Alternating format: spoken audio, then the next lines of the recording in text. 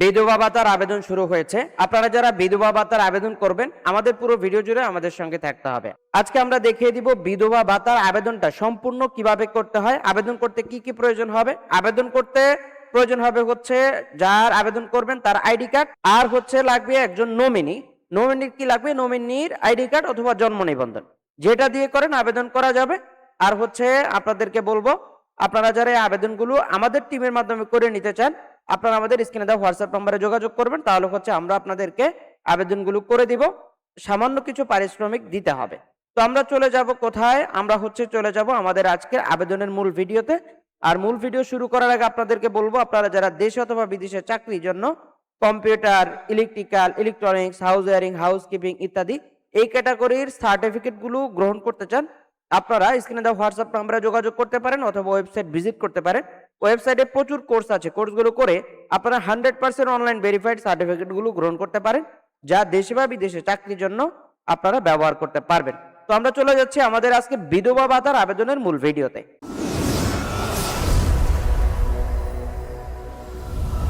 তো আমরা চলে আসলাম আবেদনের মূল অংশে। এখানে হচ্ছে আমরা আবেদনটা আপনাদেরকে দেখিয়ে দিব। আপনারা যে কোনো একটি ব্রাউজার চুজ করতে পারেন, আপনারা চাইলে হাতে থাকে স্মার্টফোন দিয়েও করতে পারেন। সেজন্য সেখানে আপনারা গুগল ক্রোম ইউজ করতে পারেন এবং হচ্ছে গুগল ক্রোম থেকে আপনারা কাজটা খুব সুন্দরভাবে করতে পারবেন। এখানে আসার পরে হচ্ছে আপনারা লিখবেন বিধবা ভাতার আবেদন, অথবা আপনারা চাইলে ইংরেজিতেও লিখতে পারেন। যেভাবেই লিখেন না কেন আবেদনের যে মূল পোর্টাল সেটা কিন্তু চলে আসবে। আমরা লিখেছি বিধবা ভাতার আবেদন, সাথে সাথে আমরা দেখতে পাচ্ছি DSS home MIS online application.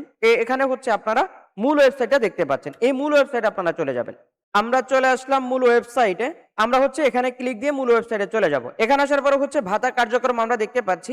তো এখানে যে যে ভাতাগুলো অ্যাক্টিভ আছে সেই ভাতাগুলোর নাম এখানে দেখা যাবে। বিধবা স্বামী নিগৃহীতা ভাতা, প্রতিবন্ধী ভাতা, অনগ্রসর সমন্বিত বিশেষ ভাতা, ভিক্ষাবৃত্তিতে নিয়োজিত জনগোষ্ঠীর পুনর্বাসন ও বিকল্প কর্মসংস্থান, অনগ্রসর সমন্বিত শিক্ষা উপবৃত্তি, তারপর হচ্ছে প্রতিবন্ধী শিক্ষার্থীদের জন্য শিক্ষা উপবৃত্তি। তো আপনারা যে ভাতার আবেদন করবেন আপনারা হচ্ছে এখান থেকে সেখানে ক্লিক করে দিতে হবে। দেওয়ার পরে হচ্ছে আমরা দেখতে পাচ্ছি এখানে আবেদনকারী যাচাইকরণ।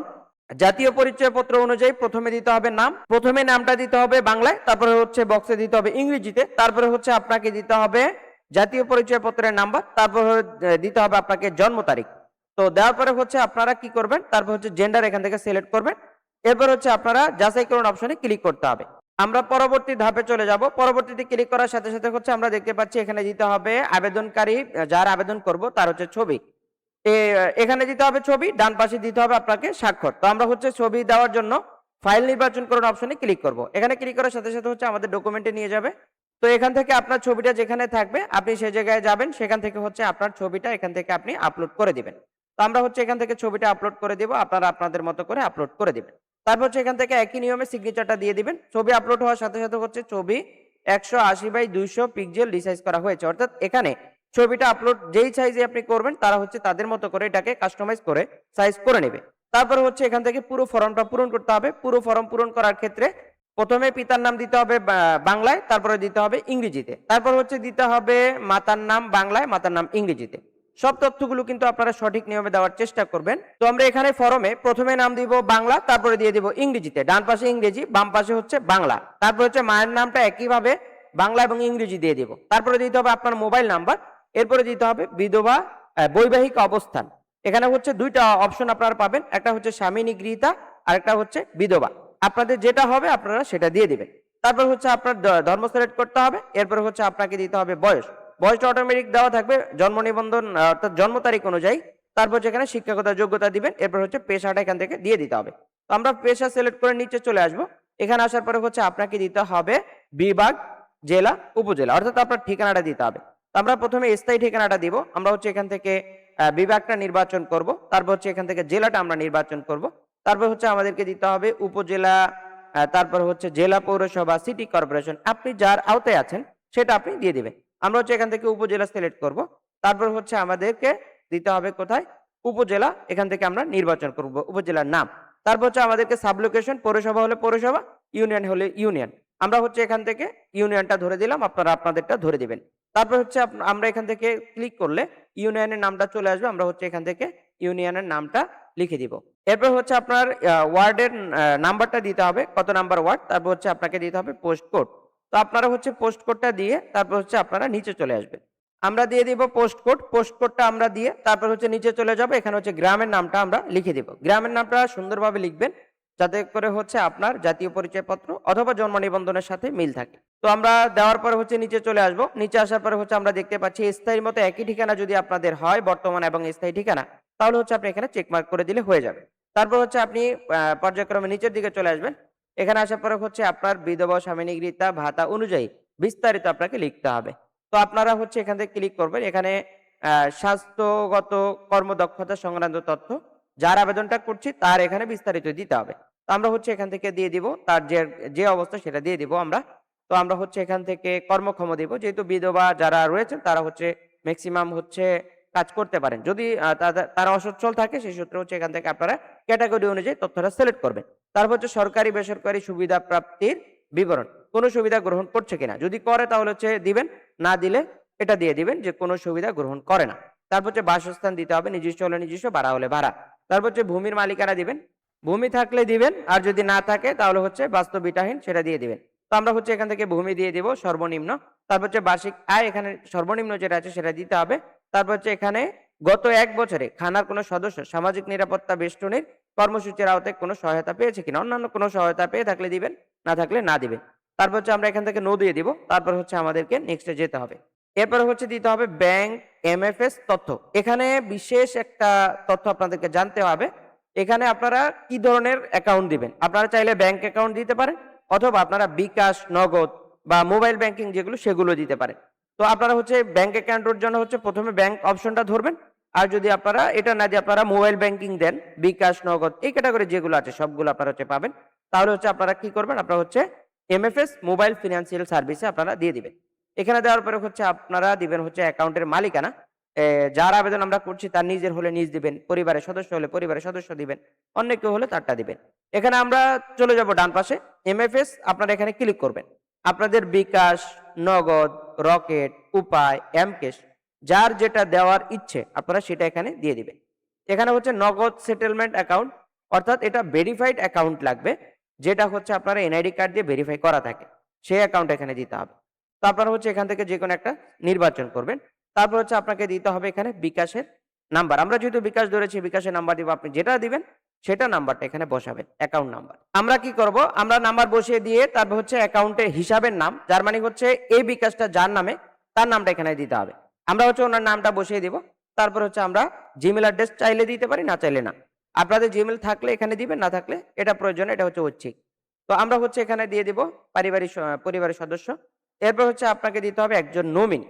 নমিনির তথ্যটা আপনাকে দিতে হবে ঠিক একই নিয়মে। আপনারা হচ্ছে এখান থেকে জাতীয় পরিচয়পত্র নাম্বার, নাম এবং অন্যান্য তথ্য দিয়ে এটাও পূরণ করতে হবে। আমরা এটাও দেখিয়ে দিচ্ছি কিভাবে পূরণ করতে হবে। প্রথমে দিতে হবে হচ্ছে সম্পূর্ণ নাম। এখানে হচ্ছে আপনার এই অ্যাকাউন্টে যাকে আপনি নমিনি রাখবেন তার নামটা দিতে হবে।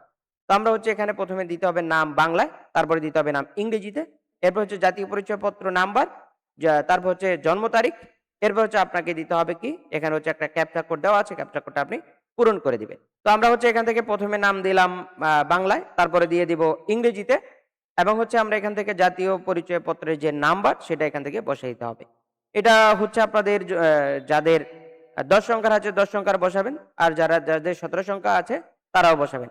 আর হচ্ছে যাদের 13 সংখ্যা তারা হচ্ছে আমাদের স্ক্রিনে দেওয়া হোয়াটসঅ্যাপ নাম্বারে যোগাযোগ করবেন। আমরা সেই আবেদনগুলো কিভাবে করতে হবে আমরা আপনাদেরকে জানিয়ে দিব, অথবা আপনারা না করতে পারলে আমরা আপনাদেরকে সহযোগিতা করব। তো এখান থেকে হচ্ছে আমাদেরকে দিতে হবে জন্ম তারিখ। আমরা হচ্ছে জন্ম তারিখটা এখান থেকে বসিয়ে দিব।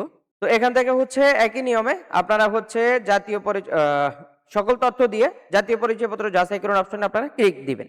সকল তথ্য দেওয়ার পরে একই নিয়মে আপনারা হচ্ছে জাতীয় পরিচয়পত্র যাচাইকরণ অপশনে ক্লিক করে দিবেন। এখানে ক্লিক করে দেওয়ার পরে হচ্ছে এটাও যাচাই হয়ে যাবে, এবং হচ্ছে আপনাকে পরবর্তী ধাপে চলে যেতে হবে। তো আপনারা যদি নমিনির তথ্যের এখানে একটু নিচের দিকে চলে আসেন, এখানে হচ্ছে আপনারা নমিনির ছবি, নমিনির স্বাক্ষর দিতে পারেন, তবে এটা হচ্ছে ঐচ্ছিক। আপনারা চাইলে দিতে পারেন, না চাইলে হচ্ছে এটা বাধ্যতামূলক না। এরপর হচ্ছে আমরা আরো একটু নিচের দিকে চলে যেতে পারি। এখানে হচ্ছে আমরা কি করব, এখানে যদি স্থায়ীর মতো ঠিকানা হয়, অর্থাৎ নমিনি ঠিকানা যদি স্থায়ী ঠিকানার মতো হয় তাহলে হচ্ছে এখানে চেকমার্ক করবেন, আর যদি না হয় তাহলে হচ্ছে আলাদাভাবে লিখে দিতে হবে। তো আমরা হচ্ছে চলে যাবো একটু নিচের দিকে। নিচের দিকে আসার পরে হচ্ছে এখানে আমরা দেখতে পাচ্ছি এখানে হচ্ছে খানা সদস্যের সংখ্যা, কতজন সদস্য আপনার পরিবার আছে সেটা দিতে হবে, খানার শিশু সংখ্যা দিতে হবে, তারপর হচ্ছে খানা প্রদানের বয়স কত থেকে কত সেটাও দিতে হবে। তারপর হচ্ছে স্বামী স্ত্রীর শিক্ষা সর্বোচ্চ ডিগ্রি সম্পন্ন কত সেটা দিতে হবে। আপনার খানায় কোনো সদস্য কৃষি, অকৃষি হিসেবে নিয়োজিত আছে কিনা। তারপরে হচ্ছে আপনার খানার সকল সদস্যের মালিকানাধীন। এখানে যে তথ্যগুলো উপরে দেওয়া আছে এগুলো আপনারা দেখে শুনে বুঝে তারপর হচ্ছে আনসারগুলো করবেন এবং হচ্ছে এগুলো আপনারা চেষ্টা করবেন সঠিক তথ্যগুলো দেওয়ার জন্য। সঠিক তথ্যগুলো দিলে আশা করা যায় আপনাদের এই ভাতাটা চালু হয়ে যাবে।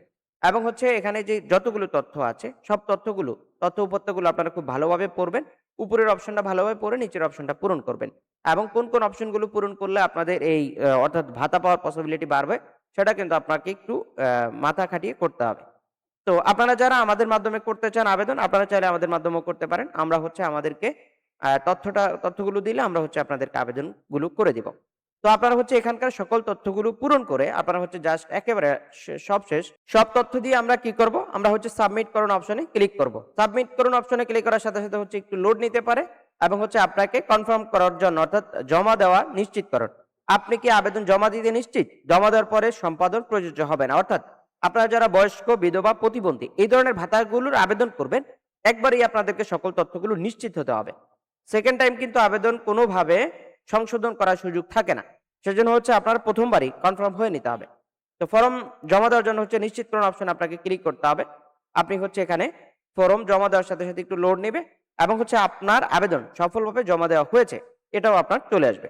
এটা আসার পরে হচ্ছে আপনি এখান থেকে কি করবেন? আপনি দেখতে পাচ্ছেন আবেদনের যে ট্র্যাকিং নাম্বার সেটা কিন্তু এখানে রয়েছে। আপনারা হচ্ছে এখান থেকে কি করবেন? আবেদন ডাউনলোড করুন এই জায়গাটাতে আপনারা ক্লিক করবেন।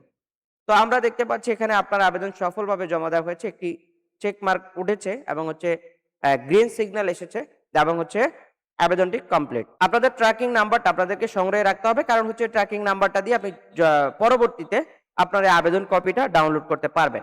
আবেদন কপিটা ডাউনলোড করতে আপনাদের যদি কারো হেল্প প্রয়োজন হয় আপনারা অবশ্যই আমাদের স্ক্রিনে দেওয়া হোয়াটসঅ্যাপ নাম্বারে যোগাযোগ করবেন, অথবা আপনারা আমাদেরকে যদি ট্র্যাকিং নাম্বারটা পাঠান আমরা আপনাদেরকে আবেদন ফর্মটা ডাউনলোড করে দিব।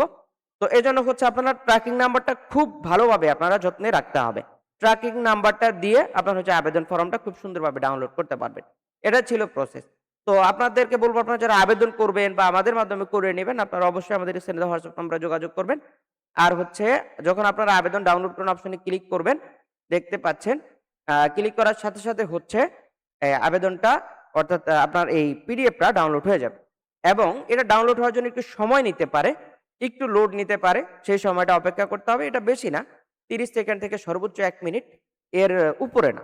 তো এর মধ্যে কিন্তু আপনার ফর্মটা চলে আসবে এবং হচ্ছে আপনি ট্র্যাকিং নাম্বারটা অবশ্যই স্ক্রিনশট করে রাখবেন অথবা আপনাকে কপি করে রাখবেন।